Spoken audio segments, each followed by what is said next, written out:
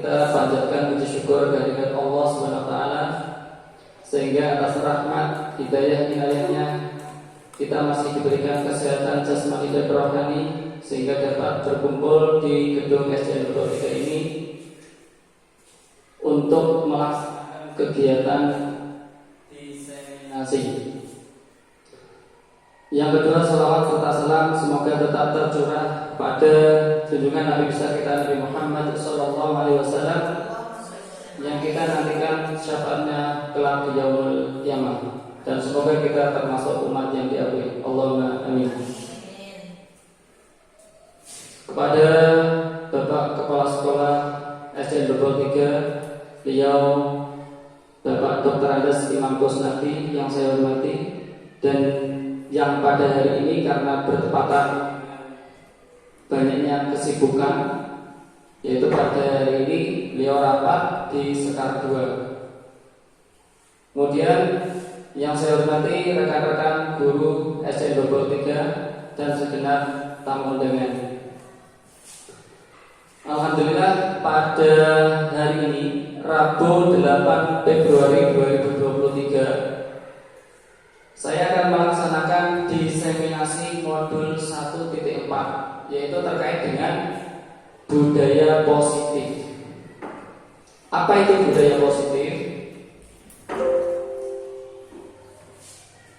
Mungkin untuk rekan-rekan guru, budaya positif itu sudah tidak asing, istilah budaya positif.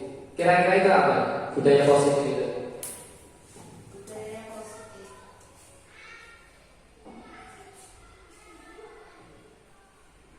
Baik. Nah, ini gambaran dari budaya positif. Budaya positif adalah suatu pembiasaan yang bernilai baik atau positif, yaitu pembiasaan yang di dalamnya berupa kegiatan-kegiatan yang mampu menumbuhkan karakter murid menjadi pribadi pelajar Pancasila yang merdeka. Nah, itulah yang dikatakan dengan budaya positif. Jadi intinya di situ adalah kegiatan-kegiatan pembiasaan yang mengarah pada pembentukan karakter pada diri siswa menjadi siswa yang baik dan bijak. Dengan penerapan budaya positif yang ada di lingkungan sekolah kita akan mampu menumbuhkan motivasi intrinsik atau motivasi yang muncul dari kesadaran diri untuk menjadi pribadi yang baik dan bijak. Seperti yang kita ketahui bahwa motivasi itu ada dua macam, yaitu motivasi intrinsik dan motivasi ekstrinsik. Untuk motivasi intrinsik itu berasal dari dalam diri, jadi kesadaran yang ada pada diri siswa tersebut. Sedangkan ekstrinsik itu adalah motivasi dari luar, misalkan dari support teman, support dari kakak kelasnya, support dari orang tuanya, support dari gurunya. Itu adalah masuk pada faktor motivasi intrinsik.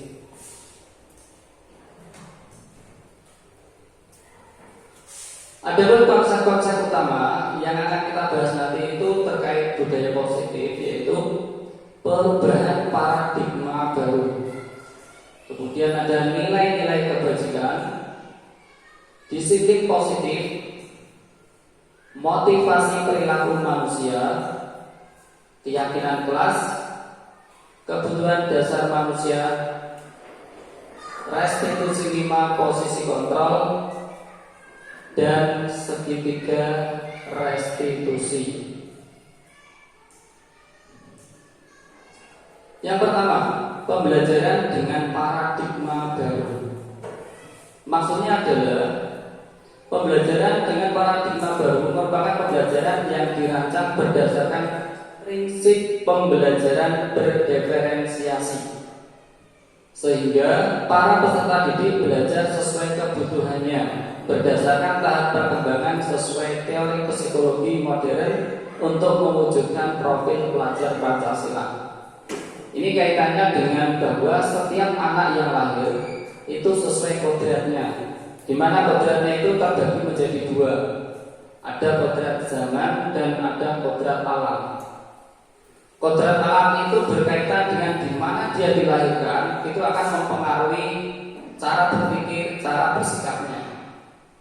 Semisal contoh, anak yang dilahirkan di desa itu akan berbeda dengan anak yang dilahirkan di kota. Begitu juga anak yang dilahirkan di daerah yang terpelosok dengan di daerah yang lebih maju. Itu pasti nanti akan mengalami perbedaan. Nah, dalam pembelajarannya kita itu menyesuaikan diri dengan lingkungan terdekat dengan mereka. Jadi kalau misalkan anak itu dilahirkan di desa, maka apa yang menjadi ciri khas desa itu yang diajarkan agar dari pendekatan itu mereka paham di sekitarnya lebih dulu, kemudian baru berkembang lebih meluas. Kemudian faktor berikutnya adalah faktor zaman. Faktor zaman ini berkaitan dengan kapan dia dilahirkan. Suatu misal, anak yang dilahirkan tahun 90-an dengan anak yang dilahirkan 2000-an itu pasti ada perbedaan. Kalau mungkin tahun 90-an atau 80-an itu terkait perkembangan IT itu masih sangat minim. Sedangkan sekarang segala sesuatunya serba IT. Nah, jadi pembelajaran di sini diharapkan mengikuti kodrat zamannya. Jadi kalau misalkan dulu belum banyak terlalu IT, maka kita yang sebagai guru mengajarkan dengan lingkungan yang ada di sekitarnya saja, dengan apa yang ada. Kalau sekarang karena IT itu sudah berkembang dan lebih modern, maka pembelajaran IT itu juga perlu diterapkan. Karena bisa mungkin masa lalu, hari ini dan masa depan itu juga akan lebih maju lagi untuk masa depan. Maka tugas kita sebagai guru mempersiapkan anak atau peserta didik kita agar bisa mempersiapkan diri sebagai pribadi masa depan. Adapun profil pelajar Pancasila itu adalah mencakup 6 komponen, yaitu yang pertama beriman, bertakwa kepada Tuhan Yang Maha Esa dan berakhlak mulia. Berikutnya kebinekaan global. Kemudian bergotong royong, kreatif, bernalar kritis, dan mandiri.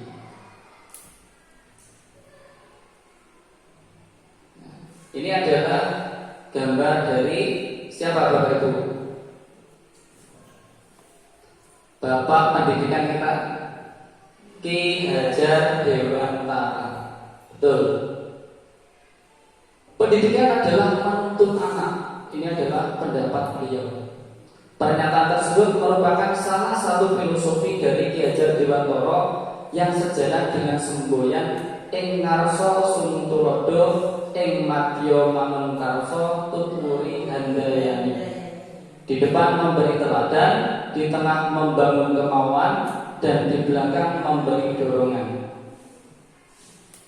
Yang saya pahami sebagai tugas guru sebelum saya mengikuti CGP, bahwa guru itu adalah menuntut. Artinya apa? Siswa harus mengikuti apa yang menjadi ketentuan, yang menjadi aturan kita sebagai guru. Kita mungkin seringkali memberikan tugas tanpa mempertimbangkan kemampuan, bahwa setiap anak mempunyai kemampuan yang berbeda-beda. Nah, ini kebalikan. Kalau menurut Ki Hajar Dewantara, menuntun, jadi bukan menuntut. Kenapa kok istilah menuntut itu dimunculkan? Karena pada dasarnya setiap anak yang lahir itu sudah mempunyai kemampuan yang unik. Jadi tugas kita sebagai guru adalah menjadi fasilitator, memfasilitasi apa yang menjadi kebutuhan siswa tersebut. Sebab itu saat pertama yang kita lakukan adalah diagnosis, yaitu mendiagnosis anak ini kelebihannya di bidang apa, anak ini di bidang apa. Nah itu kita membuat kelompok-kelompok kecil sesuai minat bakat mereka. Misalkan anak ini kalau sudah nampak, oh sepertinya anak ini pandai dalam matematika, berarti itu yang kita tebalkan. Oh anak ini pandai dalam membuat puisi, maka itulah yang kita tebalkan. Jadi seperti itu. Pada dasarnya setiap anak itu mempunyai kemampuan yang unik yang mungkin berbeda dengan anak lainnya. Makanya kita tidak bisa menuntut anak itu harus katakan bisa untuk semuanya. Jadi kita unggulkan saja yang ada pada diri anak itu, kita tebalkan, kita temu kenali dan kita kembangkan lebih jauh lagi.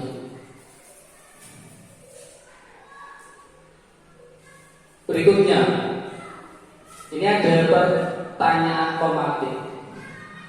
Apakah Anda setuju dengan pernyataan ini? Nanti tolong dijawab. Hukuman dapat mendisiplinkan anak. Kira-kira betul atau salah?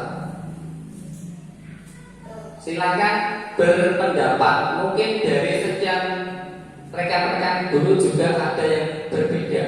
Seperti tadi, karena setiap manusia terlahir dengan cara berpikir yang berbeda. Setiap orang punya keunikan tersendiri. Bagaimana? Mungkin hukuman dapat mendisiplinkan anak. Yang setuju? Siapa? Bisa? Setuju. Bu Dewi? Gimana Bu Dewi? Setuju Pak. Setuju. Gimana Pak? Setuju. Istri gimana? Istri? Baik. Nah, untuk nomor 1, sebenarnya hukuman dapat mendisiplinkan anak. Itu tergantung cara kita menyikapi. Hukuman itu justru bisa menjadi sesuatu yang akan membuat anak itu trauma dan akhirnya tidak bisa berkembang. Kalaupun dia disiplin, itu karena dia ada rasa takut, ada rasa kalau misalkan saya tidak menjalankan apa yang diperintahkan, nanti saya pasti dihukum, saya akan disakiti, saya akan dianiaya. Jadi bukan karena faktor intrinsik, tetapi karena faktor ekstrinsik. Dia merasa takut. Nah, itulah yang kita harus hindari. Jadi istilahnya di sini itu bukan hukuman. Jadi kalau misalkan ada anak yang melakukan kesalahan, itu pasti karena ada faktor-faktor tertentu. Jadi nanti masuknya pada 5 posisi kontrol, bahwa setiap apa yang dilakukan, baik itu pun salah di mata kita, tapi menurut mereka itu adalah baik. Nah itu nanti kita akan bahas lebih lanjut. Jadi hukuman untuk sekarang itu dialihkan pada itu restitusi. Kemudian yang kedua, pemberian hukuman dengan hal positif seperti membaca atau membersihkan halaman sekolah dapat meningkatkan disiplin anak. Setuju atau tidak? Setuju. Ya. Kenapa kok setuju? Karena hukuman di sini sifatnya itu tidak membuat anak trauma atau tersakiti. Justru dia itu dilatih untuk menjadi pribadi yang mencintai kebersihan, untuk kedisiplinan dirinya sendiri. Kemudian yang ketiga, memberi penghargaan dapat meningkatkan motivasi belajar anak. Setuju? Setuju. Baik, kita akan bahas penghargaan dan hukuman. Itu bedanya tipis sekali. Kenapa? Karena penghargaan itu bisa menjadi hukuman, dan hukuman itu bisa menjadi sebuah penghargaan. Tergantung cara kita bagaimana memberikan penghargaan dan bagaimana cara kita memberikan sebuah hukuman. Penghargaan itu bisa menjadi hukuman. Contoh misalkan, anak yang terbiasa diberikan penghargaan, katakan di situ setiap kali dia menjawab betul dapat bintang. Setiap kali melakukan hal-hal yang positif mendapat bintang. Sehingga di situ dia termotivasinya bukan karena dalam diri sendiri. Akhirnya timbul faktor ekstrinsik. Oh, saya harus dapat bintang lebih banyak. Jadi semata-mata itu yang dia inginkan. Saat bintang itu tidak dikasihkan, maka dia akan mengeluh. Kok saya nggak dikasih bintang, Bu? Kok saya nggak dikasih bintang, Pak? Nah, ini sehingga secara tidak sadar itu menjadi hukuman untuk diri anak itu sendiri dan bagi guru tersebut. Kemudian hukuman dapat menjadi penghargaan. Nah, seperti yang tadi saya sampaikan, hukuman itu juga hukuman yang mengarah sekiranya anak itu menyadari dengan kesadaran, dengan keyakinan di dalam hatinya. Oh ya, saya salah.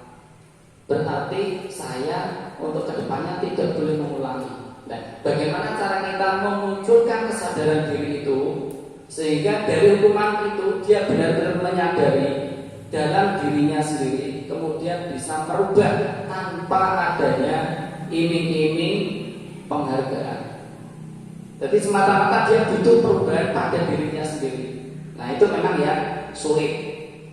Tapi paling tidak saat kita memberikan hukuman itu alihkan jangan sampai membuat anak itu trauma atau timbul dendam atau kebencian atau mungkin sampai trauma yang berkepanjangan sehingga setiap kali dia tahu, oh guru itu pasti nanti saya dihukum lagi, sehingga secara tidak langsung dia akan menjadi guru itu tersebut. Nah, itu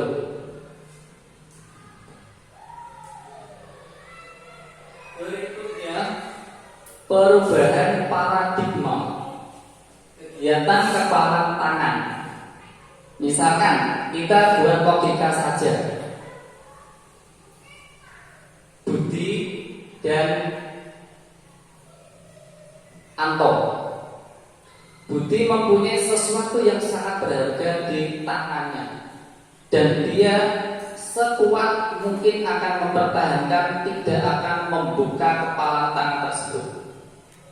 Tetapi Anto dengan sekuat tenaganya, dengan semampunya, dengan berbagai cara, dia berkeinginan harus bisa membuka tangan Budi. Misalkan di situ cara yang dapat dilakukan, misalkan dengan membujuk, mengancam, menghardik, merayu, menyuap atau apa saja agar dapat membuka kepala tangan Budi tadi. Apa kaitannya? Nah, kaitannya dengan ini. Kira-kira menurut rekan-rekan guru semua, yang menjadi atau yang mempunyai kontrol sepenuhnya itu Budi yang mengepalkan tangannya ataukah Anton tadi yang mengepalkan tangannya, yang ingin membuka tangan Budi, yang mempunyai kuasa untuk mengontrol tadi? Siapa? Budi. Berarti Budi dengan kepalan tangannya sendiri ya. Berarti walaupun Anto memaksa, menghardik atau mungkin mengancam, menyuap, dia tidak akan melepaskannya. Berarti dari sini kita punya gambaran bahwa setiap orang itu punya kontrol terhadap dirinya sendiri, tidak bisa dikontrol oleh orang lain. Walaupun dipaksa, diancam, selama dia bersikukuh dengan keyakinannya sendiri, maka dia tidak akan bisa dikontrol oleh orang lain. Begitu juga dengan siswa. Siswa mempunyai keyakinan seperti ini. Kita mungkin kesannya bisa mengontrol, karena mungkin kita kalau tidak mengikuti kamu saya hukum. Kalau kamu tidak mengikuti aturan seperti ini, nanti kamu kena sanksi. Pada dasarnya siswa itu tidak ingin dikontrol. Kenapa? Karena dia yang bisa mengontrol dirinya sendiri. Maka tugas kita sekali lagi memunculkan faktor motivasi ekstrinsik. Faktor intrinsik. Ilusi guru mengontrol murid bahwa semua perilaku mempunyai tujuan, bahkan untuk perilaku yang tidak disukai. Untuk itu, pada dasarnya guru tidak dapat memaksa siswa untuk berbuat sesuatu jika siswa tersebut memilih tidak melakukannya. Nah, jadi setiap anak mempunyai kontrol pada dirinya sendiri tanpa ada kontrol dari orang lain. Berikutnya ilusi yang kontrol yang kedua, yaitu bahwa semua penguatan positif, efektif dan bermanfaat. Ilusi bahwa semua penguatan positif, efektif dan bermanfaat, yaitu usaha untuk mengontrol siswa tersebut dalam jangka waktu tertentu, mungkin saja berhasil. Jadi seperti tadi, kamu harus nurut. Kalau tidak nurut, saya hukum. Maka dia menurut hanya waktu itu saja. Kemudian besoknya akan kembali mengulangi lagi. Itulah kita dikatakan kita sebagai guru tidak bisa mengontrol sepenuhnya, seutuhnya terhadap murid. Karena kita tidak bisa mengontrol, maka kita harus memunculkan kesadaran motivasi intrinsiknya. Berikutnya ilusi yang ketiga, yaitu bahwa kritik membuat orang bersalah dapat menguatkan karakter. Biasanya kalau orang dikritik, tulisanmu jelek, apa yang muncul dari kritikan tersebut akan memunculkan berarti saya harus memperbaiki tulisan saya. Tapi bisa mungkin juga orang tulisanku dewe lopo melok ngatur-ngatur. Nah, jadi menggunakan kritik dan rasa bersalah untuk mengontrol siswa membuat siswa menuju identitas yang gagal. Justru mereka itu merasakan kegagalan. Tulisanku kok jarangnya elek, ya wis aku gak sampai lu nulis pisan. Gak usah nulis aku. Nah, seperti itu. Secara tidak langsung mengajarkan mereka belajar untuk merasa buruk tentang dirinya sendiri. Jadi kecewa terhadap dirinya sendiri. Itu yang muncul. Kemudian ilusi yang keempat, bahwa orang dewasa memiliki hak untuk memaksa. Sebagaimana guru tadi terkesan bisa memaksakan murid harus seperti ini, harus seperti ini. Nah, perilaku yang memaksa tidak akan efektif untuk jangka waktu panjang dan bahkan dapat membentuk suatu dendam atau permusuhan. Jadi mungkin bukannya berubah, tetapi bukannya sesaat yang muncul adalah dendam atau permusuhan. Jadi rasa kebencian yang mendalam terhadap guru tersebut.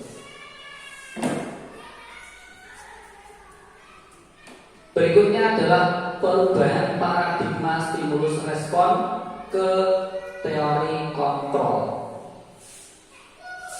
Yang pertama, kita mencoba mengubah orang agar berpandangan sama dengan kita. Sama seperti tadi, kita mengarahkan anak, padahal anak itu sebenarnya tidak minat. Katakan anak itu minatnya membuat puisi, tapi kita mengarahnya ke menggambar. Maka dengan terpaksa dia mengikuti, tetapi bukan dengan hati. Nah, ini kebalikan dari stimulus respon, yaitu teori kontrol. Kita berusaha memahami pandangan orang lain tentang dunia. Jadi kita ikuti saja. Oh, bakatnya dia itu membuat puisi, maka kita latih, kita tingkatkan kemampuannya membuat puisi. Kita tidak usah memaksakan dia harus bisa menggambar bagus. Jadi kita ikuti saja kemampuan yang ada pada diri anak tersebut. Berikutnya, perilaku buruk dilihat sebagai suatu kesalahan. Jadi setiap sesuatu yang salah itu pasti salah. Padahal di teori kontrol semua perilaku memiliki tujuan. Memiliki tujuan, memiliki alasan. Mungkin salah bagi Anda, tapi betul atau benar bagi mereka. Itu punya alasan. Misalkan contoh, orang menjual narkoba itu pasti salah di mata orang umum. Tapi tapi dia punya alasan kenapa dia menjual narkoba. Ada alasan mungkin karena untuk dirinya sendiri berfoya-foya, itu salah. Tapi kalau memang itu sangat darurat dan orang tuanya itu dalam keadaan kritis dan tidak ada cara lain, maka terpaksa itu yang dia lakukan. Jadi saat di posisi seperti itu dia tidak bisa disalahkan.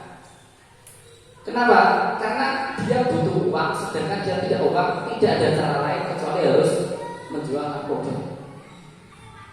Jadi seperti itu gambarannya. Orang lain bisa mengontrol saya. Nah ini seperti gambaran tadi, bahwa hanya Anda yang bisa mengontrol diri Anda. Jadi tidak ada yang bisa mengontrol lainnya. Jadi kita yang hanya bisa mengontrol diri kita. Berikutnya, pemaksaan ada pada saat bujukan gagal. Kebalikannya, kolaborasi dan konsensus menciptakan pilihan-pilihan baru. Nah, kalau misalkan mengalami kegagalan, itu bukan berarti terus gagal untuk semuanya, tetapi mungkin dia akan mengalami kesuksesan di bidang yang lain. Itu. Kemudian model berpikir menang kalah itu dalam stimulus respon. Kamu kalah, saya menang. Kalau saya menang, berarti kamu kalah. Nah, dalam teori kontrol tidak ada kalah, semuanya menang. Karena apa? Karena posisinya sesuai porsinya masing-masing dan cara berpikir yang berbeda sesuai alasannya tadi.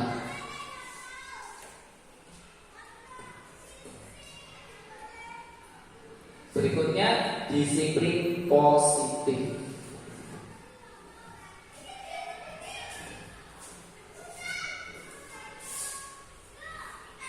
Disiplin positif merupakan cara penerapan disiplin tanpa kekerasan dan ancaman yang dalam praktiknya melibatkan komunikasi tentang perilaku yang efektif antara guru dan murid. Itu yang dikatakan sebagai disiplin positif. Jadi tidak ada kekerasan, tidak ada ancaman, tetapi antar keduanya baik guru dan siswa itu ada kesepakatan bersama yang nanti kita akan bahas pada kesepakatan keyakinan kelas. Kemudian dalam penerapan disiplin positif, murid diajarkan untuk memahami konsekuensi dari perilaku mereka. Jadi setiap kesalahan itu pasti ada konsekuensinya. Jadi jangan langsung mendapat hukuman, tetapi diingatkan bahwa setiap kesalahan ada konsekuensi.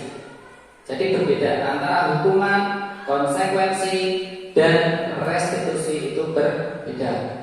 Dan tingkatan tertinggi yang paling baik itu adalah nanti kita akan bahas di restitusi.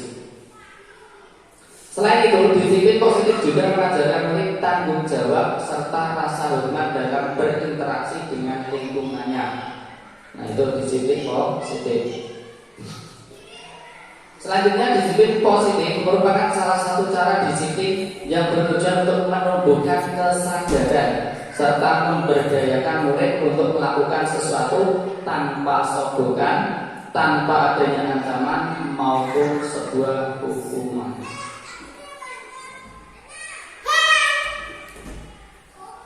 Berikutnya, nilai-nilai kebajikan universal. Nilai-nilai kebajikan adalah sifat-sifat positif manusia yang merupakan tujuan mulia yang ingin dicapai setiap individu. Nilai-nilai tersebut bersifat universal dan lintas bahasa, suku bangsa, agama maupun latar belakang. Setiap perilaku atau perbuatan memiliki suatu tujuan, memiliki alasan tertentu. Dengan menaikkan nilai-nilai kebajikan yang diyakini seseorang, maka motivasi intrinsiknya akan terbangun, sehingga menggerakkan motivasi dari dalam diri untuk mendapat atau mencapai tujuan mulia yang diinginkan dengan kesadarannya. Nilai-nilai kebajikan yang ingin dicapai oleh setiap anak Indonesia kita kenal dengan profil pelajar Pancasila, seperti yang sudah kita terapkan, yaitu terkait dengan beriman, bertakwa kepada Tuhan Yang Maha Esa dan berakhlak mulia, mandiri, bernalar kritis, berkebinekaan global, bergotong royong, dan kreatif.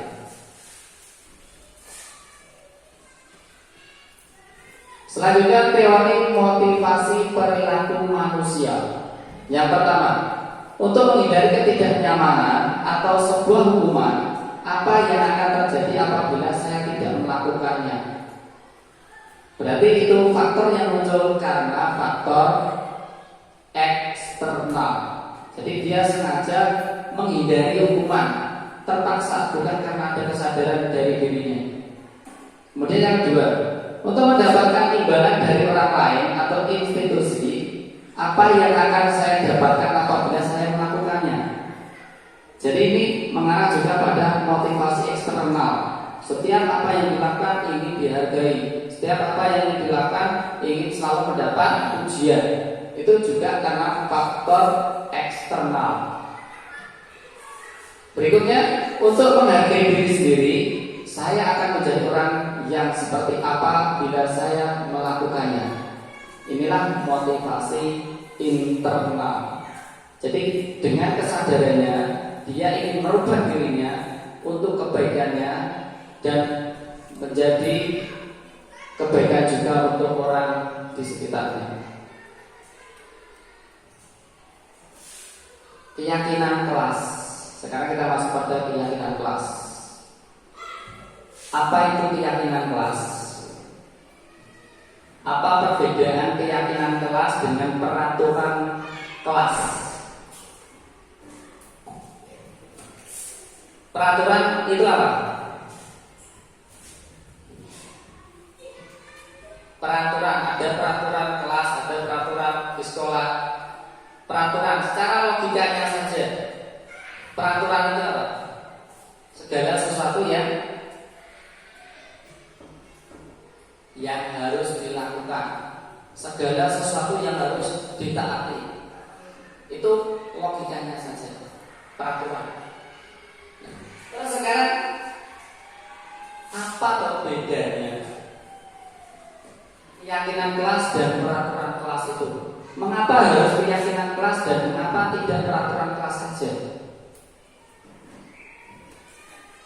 Nah ini, karena dengan menekankan pada keyakinan, seseorang itu akan bisa lebih termotivasi dalam diri. Kenapa? Karena keyakinan itu munculnya ada dalam diri sendiri. Tapi kalau peraturan itu dibuat satu pihak dan harus ditaati semuanya. Jadi misalkan peraturan kelas yang membuat itu guru, dewan guru, kepala sekolah, murid tidak dilibatkan, tetapi dia harus mengikuti aturan tersebut. Tapi kalau keyakinan kelas itu baik siswa maupun guru itu terbuka, bersama-sama membuat keyakinan kelas sehingga menjadi kesepakatan kelas. Misalkan contoh gini, anak-anak, kira-kira apa ya yang kita butuhkan agar kelas itu menjadi kelas yang bersih, rapi, dan indah? Maka dari kalimat pemantik itu tadi akan memunculkan pemikiran, oh berarti kita harus menjalankan piket sesuai yang dijadwalkan. Oh berarti kita harus merapikan buku kalau sekiranya berserakan. Oh misalkan kita harus menghias ruangan kelas biar indah.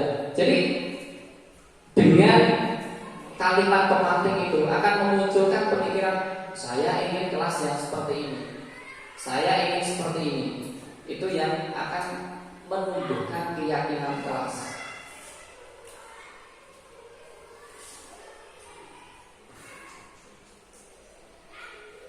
Adapun ini adalah kesepakatan keyakinan kelas 6 sebagai contoh. Di sini saya membuat kelompok K1, K2, K3, dan K4. Ini adalah kesepakatan kelas yang dimulai dari keyakinan kelas setiap individu. Pingin kelas yang bagaimana itu kita tampung, kemudian kita kaitkan pada sebuah keyakinan kelas tadi. Nah ini, setelah mengadakan kesepakatan bersama terkait keyakinan kelas yang ada, seperti nampak pada foto di samping, kita juga mensepakati bersama bahwa untuk memudahkan mengingat keyakinan kelas yang ada, dibuatlah 4 bagian yang terdiri K1, K2, K3, dan K4.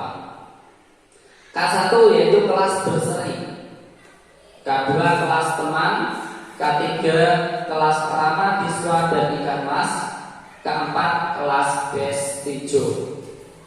Jadi untuk memudahkan anak-anak itu mengingat, kita buat sebuah singkatan yang menarik untuk mereka.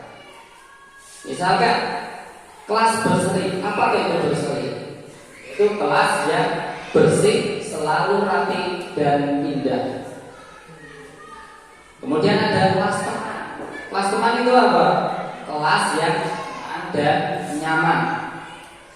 Berikutnya ada kelas Pramadiswa dan ikan mas, yaitu rajin, disiplin waktu, dan izin kalau tidak masuk. Kemudian kelas bestijo, kelas yang berbicara sopan dan santun, tidak boleh jorok. Itu. Ini juga kreativitas kesepakatan bersama dari murid dan guru. Jadi kita melatih mereka untuk berpikir kritis, membuat sesuatu yang menarik bagi mereka agar mereka bisa mengingatnya. Dan saat dia melakukan kesalahan, kita kembalikan lagi ke mereka. Oh iya, saya melanggar K1, Pak. Nah itu misalkan seperti itu. Dia tahu apa yang dia langgar.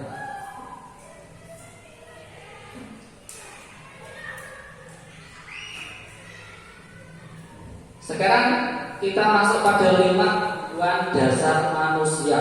Jadi pada dasarnya setiap orang, setiap anak yang lahir itu mempunyai 5 kebutuhan dasar, atau bisa juga dikatakan sebagai hak asasi mereka. Yang pertama, kira-kira ini kebutuhan apa? Di situ ada piring, ada minuman, berarti kebutuhan terkait apa?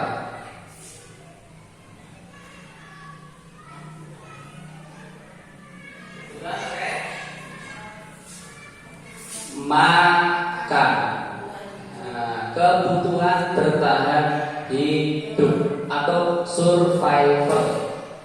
Jadi bahwa setiap manusia yang hidup pasti butuh bertahan hidup, misalkan dengan makan atau mencukupi kebutuhan makanannya. Kemudian kebutuhan dasar yang kedua, yaitu kira-kira apa itu? Ada tanda love. Kebutuhan akan kasih sayang, betul.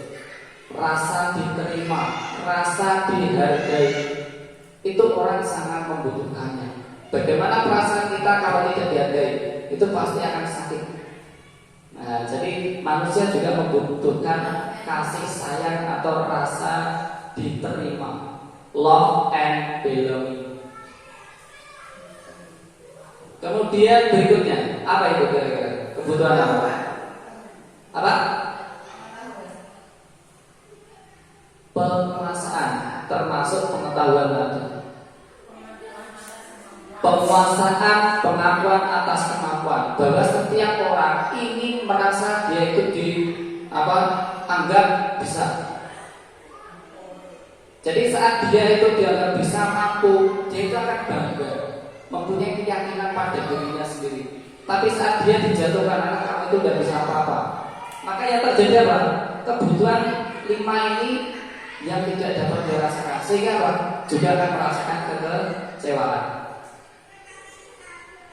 Kemudian apa ini? Kebutuhan terkait apa? Lepas dari sakar. Betul. kebebasan, freedom. Setiap orang butuh kebebasan, butuh refreshing.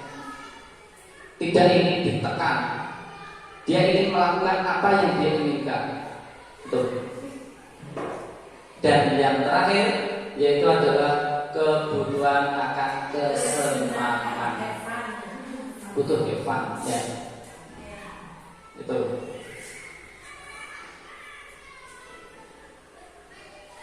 Kebutuhan bertahan hidup. Nah, ini kita akan bahas survival. Kebutuhan yang bersifat fisiologis untuk bertahan hidup, misalnya kesehatan, rumah, dan makanan. Ini adalah kebutuhan pokok. Kebutuhan akan kasih sayang dan rasa diterima. Anak yang memiliki kebutuhan rasa kasih sayang dan rasa diterima yang tinggi biasanya ingin disukai dan diterima oleh lingkungannya. Berikutnya, kebutuhan kekuasaan atau pengakuan atas kemampuan, yaitu kebutuhan dasar akan kekuasaan yang tinggi biasanya selalu ingin menjadi orang pemimpin, menjadi seorang pemimpin. Mereka suka mengamati sebelum mencoba untuk hal-hal baru dan merasa akan kecewa apabila melakukan kesalahan. Itu adalah sifat dari penguasaan, kebutuhan penguasaan. Berikutnya, kebutuhan akan kebebasan atau freedom. Anak-anak dengan kebutuhan kebebasan yang tinggi menginginkan pilihan. Mereka perlu banyak bergerak, suka mencoba-coba, dan tidak terlalu terpengaruh dengan orang lain, dan juga senang mencoba hal baru dan menarik. Jadi dia mengikuti apa yang menurut dia baik tanpa memperhatikan kanan, kiri, depan, belakang. Selama menurutnya itu baik dilakukan, maka saya lakukan. Misalkan seperti itu cara berpikirnya. Kemudian kebutuhan akan kesenangan atau fun. Kebutuhan untuk mencari kesenangan, bermain dan tertawa.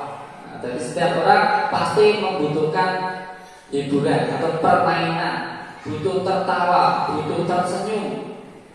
Anak-anak dengan kebutuhan dasar kesenangan yang tinggi biasanya ingin menikmati segala apa yang dilakukannya. Mereka mampu berkonsentrasi tinggi saat mengerjakan hal yang dia senangi.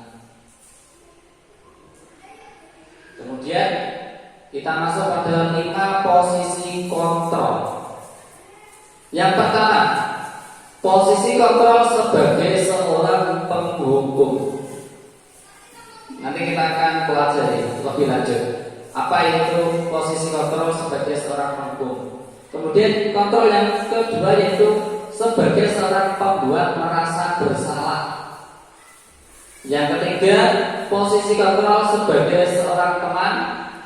Yang keempat, posisi kontrol sebagai seorang pemantau. Dan yang terakhir, posisi kontrol sebagai seorang manajer. Saya ulangi, yang terakhir posisi kontrol sebagai seorang manajer. Nah, ini nanti kita akan bahas. Posisi kontrol sebagai seorang penghukum itu biasanya dengan ada suara tinggi, bahasa tubuh, mata melotot, dan jari menunjuk atau menghadap. Terlambat lagi, pasti terlambat lagi. Selalu datang terlambat. Kapan bisa datang tepat waktu? Jadi langsung saat dia terlambat langsung diberikan ungkapan yang kasar seperti itu. Jadi itu secara tidak langsung dia sudah merasakan dihukum. Dan hukum biasanya melibatkan juga hukuman fisik. Mungkin setelah ini, karena kamu terlambat, silakan kamu di depan kelas angkat kaki dan angkat tanganmu. Angkat kaki satu misalkan seperti itu. Kemudian posisi yang kedua yaitu kontrol sebagai seorang pembuat merasa bersalah. Nada suara memelas, halus, sedih. Bahasa tubuh meratap pada anak, lesu. Adik, kamu ini bagaimana ya? Kamu sudah berjanji dengan ibu tidak akan terlambat lagi. Kamu kenapa senang sekali mengecewakan ibu? ibu benar-benar kecewa sekali sama kamu. Itu adalah posisi sebagai pembuat merasa bersalah. Kemudian yang ketiga, posisi kontrol sebagai seorang teman, yaitu nada suara sama, akrab dan bercanda, bahasa tubuh merapat pada murid, mata dan senyum jenaka. Adi, ayolah, bagaimana sih kamu? Kemarin kamu sudah janji ke bapak bukan? Kenapa terlambat lagi? Sambil tertawa kecil. Ya sudah, tidak apa-apa, duduk dulu sana. Nanti Pak Guru bantu. Kamu ini, sambil tersenyum. Itu posisi guru sebagai teman untuk murid tersebut. Kemudian posisi kontrol sebagai seorang pemantau. Guru sebagai pemantau, yaitu nada suara datar, bahasa tubuh formal. Contoh, ada siswa terlambat, guru tidak menunjukkan suatu emosi yang berlebihan, menjadi marah, membuat merasa berbuat salah, tidak. Tetapi apa? Murid tetap dibuat tidak nyaman, walaupun tidak dihukum secara fisik, tapi murid tetap dibuat merasa tidak nyaman, yaitu dengan apa? Harus melakukan konsekuensinya, harus menerima konsekuensinya. Kamu salah, berarti kamu melanggar aturan. Karena kamu melanggar aturan, maka kamu akan kena konsekuensinya. Nah, konsekuensinya ini itu beda dengan hukuman. Kalau hukuman itu tanpa siswa atau tanpa anak sadari, kira-kira kamu dihukum apa? Anak itu tidak tahu. Tapi kalau konsekuensi itu misalkan membuang sampah sembarangan, padahal di situ aturannya buanglah sampah pada tempatnya, maka konsekuensinya sampah tadi harus diambil dan dimasukkan lagi ke tempat sampah. Itu namanya konsekuensinya. Jadi menjalankan yang seharusnya. Jadi bukan hukuman.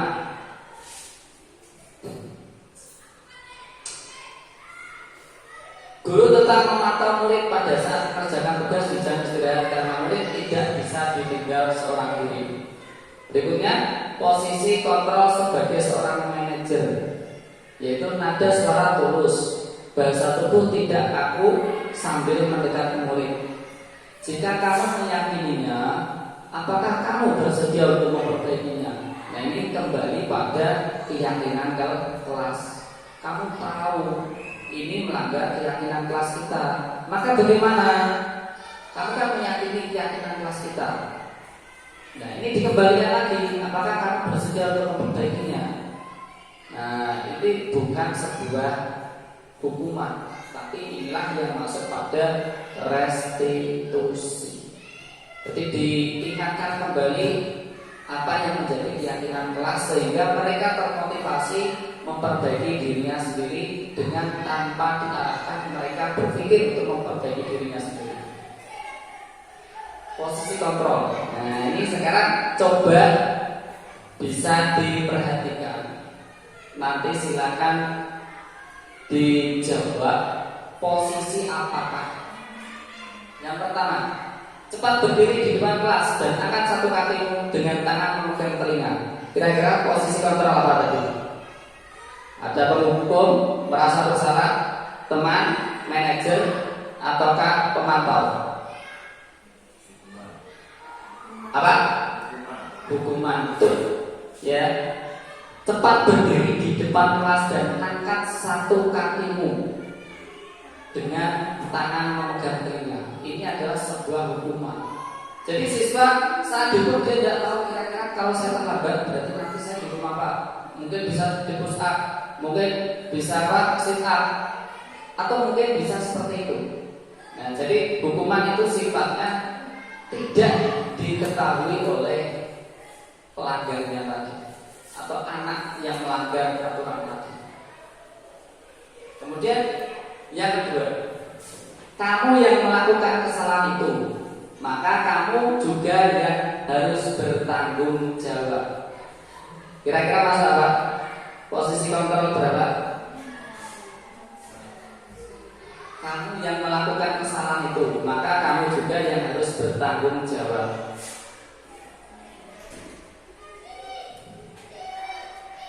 Ya, disimpan dulu jawabannya. Berikutnya yang ketiga, apa rencana kamu untuk menyelesaikan masalah ini?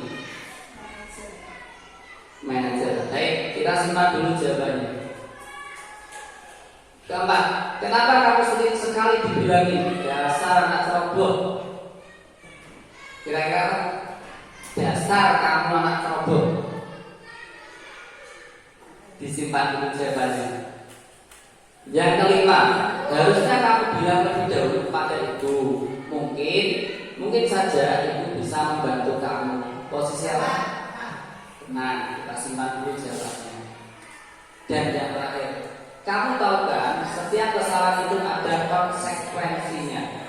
Kamu sudah tahu kan apa konsekuensi dari kesalahan itu? Masuk pada apa? Kita nanti cek. Nah, ini adalah jawabannya. Tapi pastinya sudah ada gambaran. Sekarang kita cocokkan jawabannya. Cepat berdiri di depan kelas dan angkat satu kakimu dengan tangan memegang telinga. Tuh. Ini adalah sebuah bentuk penghukum. Kemudian yang kedua, kamu yang melakukan kesalahan itu, maka kamu juga yang harus bertanggung jawab. Jadi memperbaiki dirinya. Ini pemantau atau pengawas. Pengawas itu sifatnya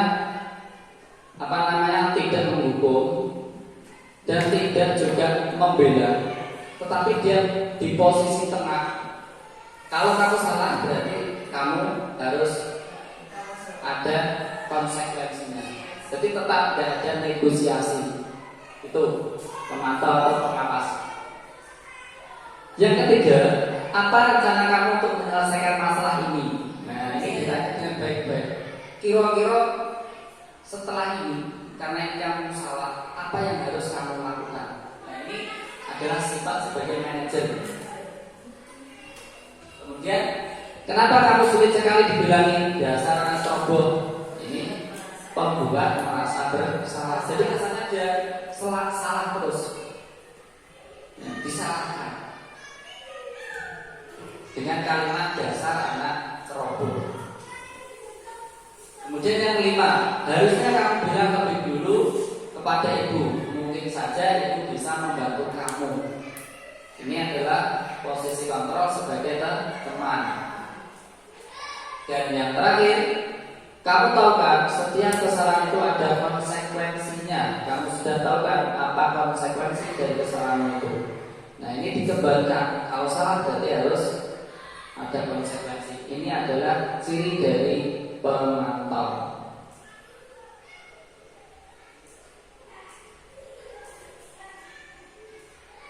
Kemudian segitiga restitusi. Kita masuk pada segitiga restitusi, yaitu mencakup menstabilkan identitas, validasi tindakan yang salah, dan menanyakan keyakinan.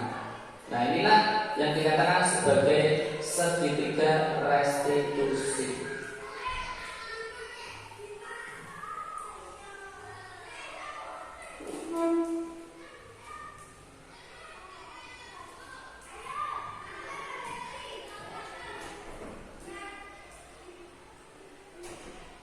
Kita langsung saja. Nah, dari situ kita akan mempelajari sebuah video. Coba disimak videonya.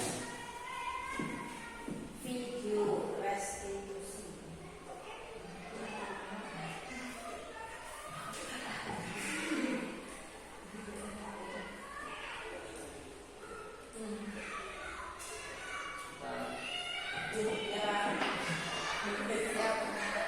Siapa Pak?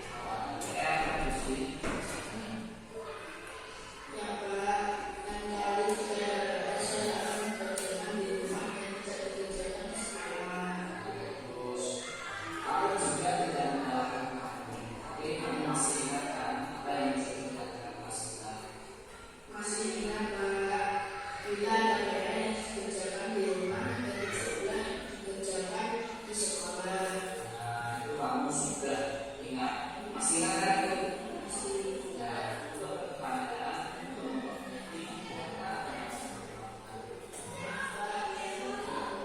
nah, ini bentuk penawaran yang ingin dilakukan untuk perbaikan diri.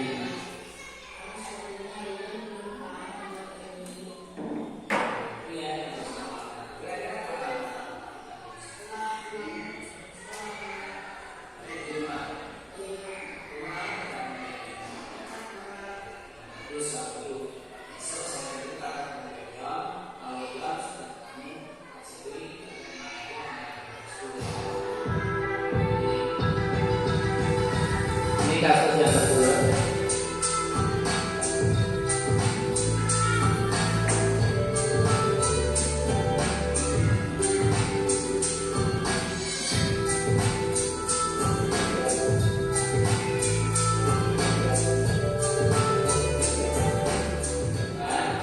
Kamu tahu kan tidak ada manusia yang sempurna.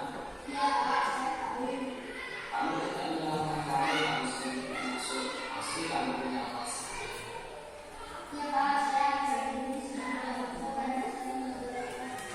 Bagus, karena tapi kamu masih ingat kan kesepakatan kelas kita? Itu kamu masih ingat. Untuk bertanya, kira-kira apa yang akan kamu lakukan dengan kita?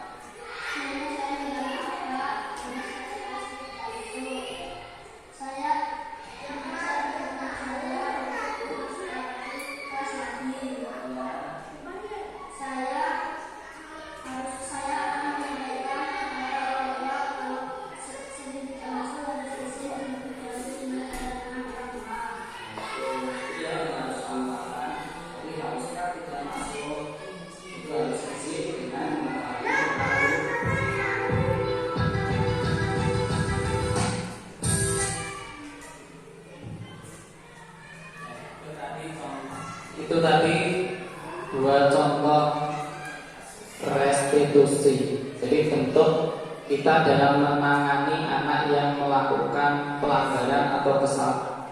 Jadi kita tidak menghukum secara fisik maupun secara psikisnya. Tapi kita menawarkan perbaikan apa yang bisa dia lakukan.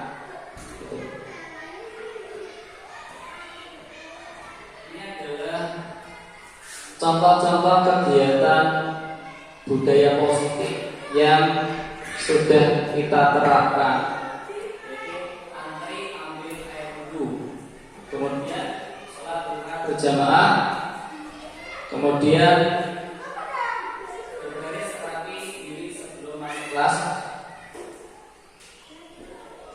kemudian ini video ini, sebentar.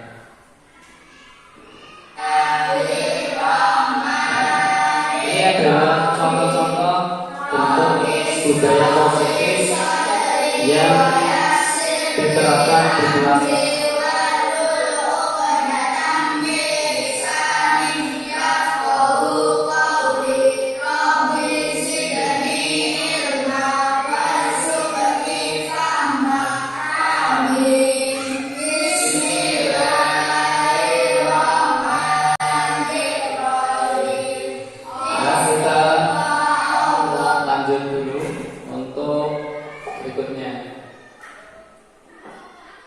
Itu tadi hafalan.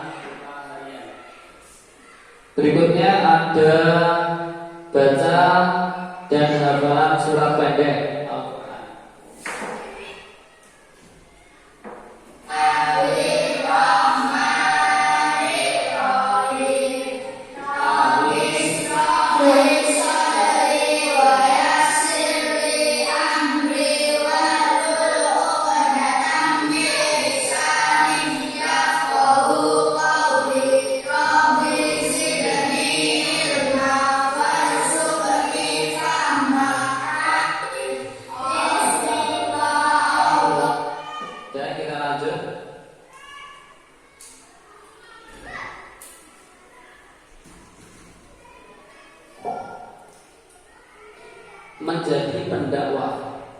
mandiri mencari jati diri, melatih anak menjadi pribadi yang mandiri.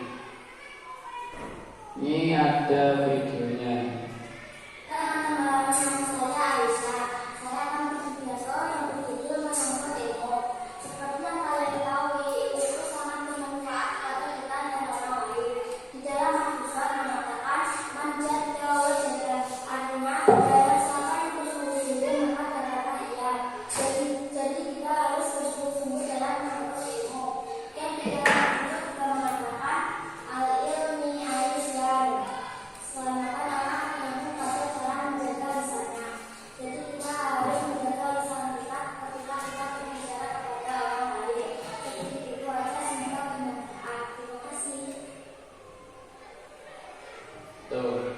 Sebenarnya ada beberapa ya.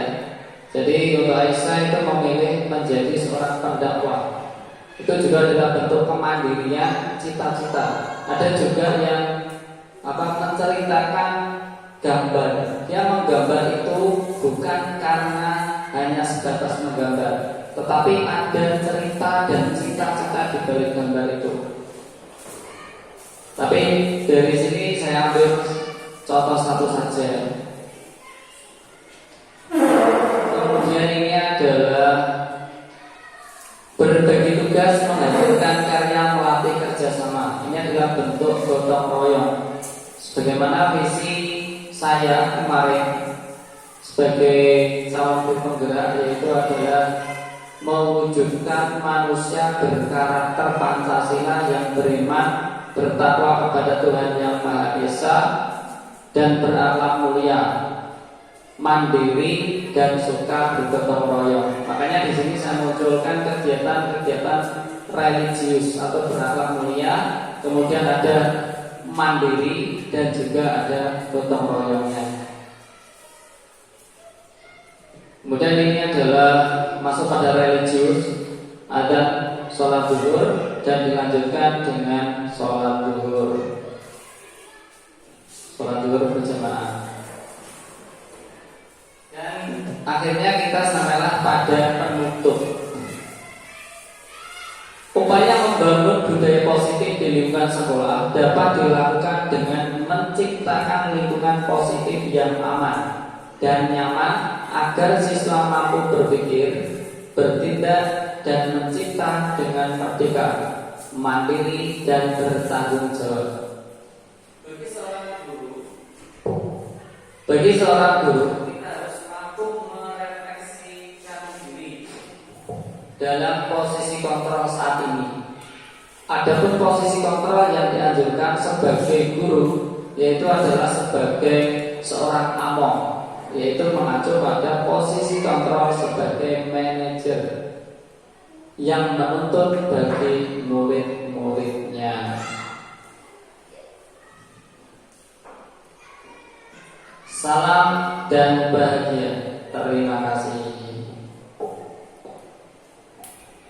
Dan silakan mungkin dari rekan-rekan guru, dari apa yang sudah saya jabarkan, mari kita berbagi pemahaman dan saling bertukar pikiran. Kalau mungkin ada pertanyaan-pertanyaan silakan diajukan. Dan nanti kalaupun saya juga sulit menjawab, maka kita bisa pikir bersama-sama. Silakan. Dari apa yang saya sampaikan, ada yang kurang paham, silakan ditanyakan. Oke, silakan.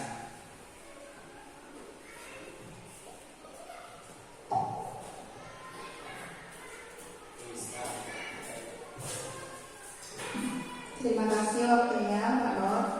Baik, di sini saya akan bertanya kaitannya dengan teori kontrol, bahwa bagaimana cara, ini pertanyaan saya nih, bagaimana cara menunjukkan ke siswa tentang benar dan salah jika semua perilaku itu memiliki tujuan, sedangkan anak-anak cenderung belum bisa membedakan mana yang benar dan mana yang salah. Bukankah mereka akan selalu mencari alasan atau pembenaran atas perbuatannya? Terima kasih. Baik, pertanyaannya Bagus sekali. sangat bagus sekali. Jadi memang setiap apa yang dilakukan pasti punya alasan, dan itu mengacu pada 5 kebutuhan manusia tadi. Dan bagaimana kita mengarahkan agar siswa atau anak itu tetap pada jalurnya. Artinya apa? Dia bisa membedakan, oh ini sebenarnya tidak baik, tapi kenapa saya lakukan? Jadi tugas kita itu apa? Menuntun, memfasilitasi. Jadi kita memang dalam kurikulum merdeka ini tidak dianjurkan untuk memaksakan, menuntut tidak, tapi menuntun. Jadi bagaimana upaya kita, cara kita menyadarkan bahwa itu sebenarnya tidak baik untuk diri mereka. Nah, itu adalah salah satu cara yang harus kita pikirkan, menyadarkan anak mana yang baik untuk mereka, mana yang tidak baik dan itu merugikan orang lain. Jadi kita harus bisa men-setting mindset mereka bahwa setiap apa yang dilakukan itu memang ada alasannya. Tetapi harus kembalikan lagi bahwa alasan itu bisa diterima oleh orang banyak ataukah hanya dirinya sendiri. Jadi mungkin kurang lebihnya seperti itu. Jadi sebagai guru kita memang harus dituntut bisa memahami setiap karakter siswa masing-masing. Tapi paling tidak kita harus tahu kenapa anak ini melakukan seperti itu. Sebentar, ini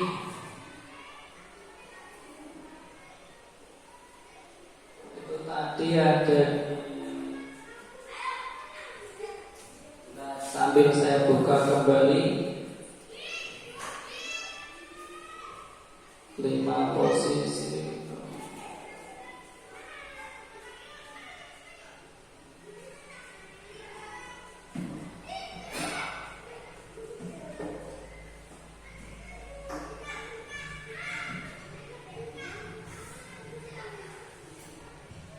Nah ini, misalkan contoh ini, ada anak di dalam kelas, dia itu membuat kegaduhan.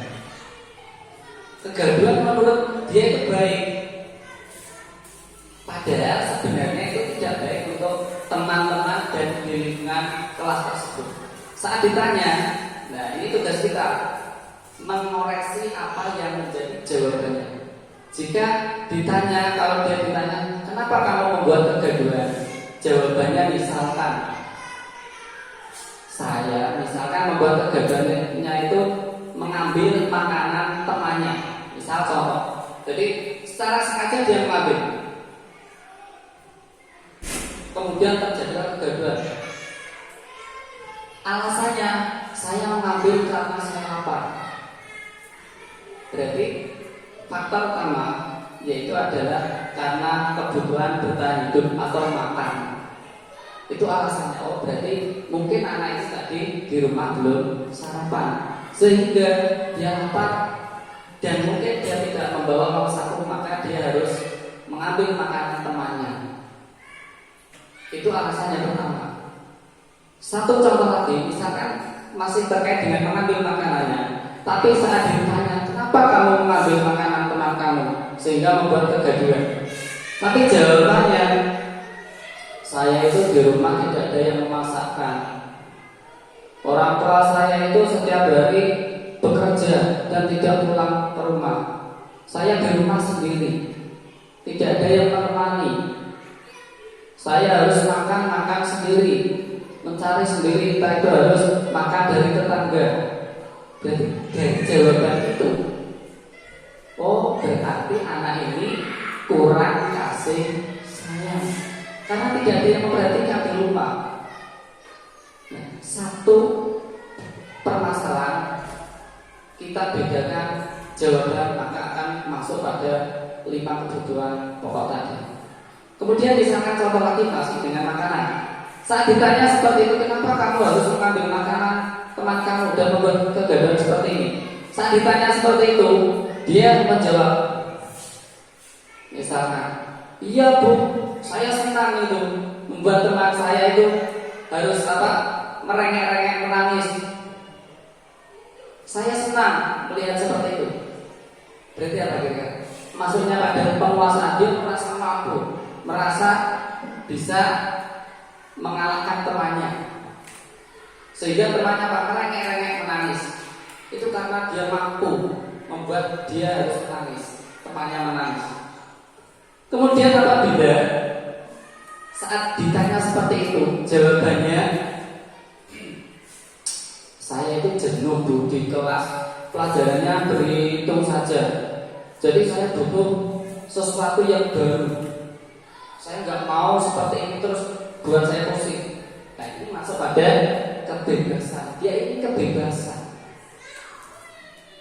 Masih dengan satu bentuk pelanggaran tadi. Saat ditanya dia, saya senang kok bu, apapun saya lakukan itu harus membuat kegaduhan, tidak apa-apa, saya senang. Nah ini berarti mungkin kebutuhan kesenangan dia itu tidak tercukupi, maka sehingga dia membuat bentuk kesenangan dengan caranya sendiri. Itu mungkin bisa dipahami, bisa. Mungkin ada pertanyaan dari Bapak Ibu yang lain, dari Bu Dewi, Pak Man, Bu Sri, Bu Susi, ayo silakan. Bu Susi silakan, kalau mungkin ada pertanyaan bisa dipertanyakan. Apakah sudah? Nggak ada pertanyaan lagi? Baik. Mungkin untuk kalau misalkan ada pertanyaan-pertanyaan bisa kita bahas ya. Kita bahas di lain waktu. Jadi tidak harus di forum ini. Mungkin nanti saat selesai kalau baru kepikiran, oh ya saya tadi mau bertanya seperti ini, baru ingat, silakan nanti ditanyakan, dan kalau saya bisa menjelaskan, menjawabnya, maka akan saya jawab sebisa semampu saya. Mungkin itu saja yang dapat saya sampaikan, kurang lebihnya saya mohon maaf. Billahi taufiq wal hidayah wa ridha wal inayah. Assalamualaikum warahmatullahi wabarakatuh.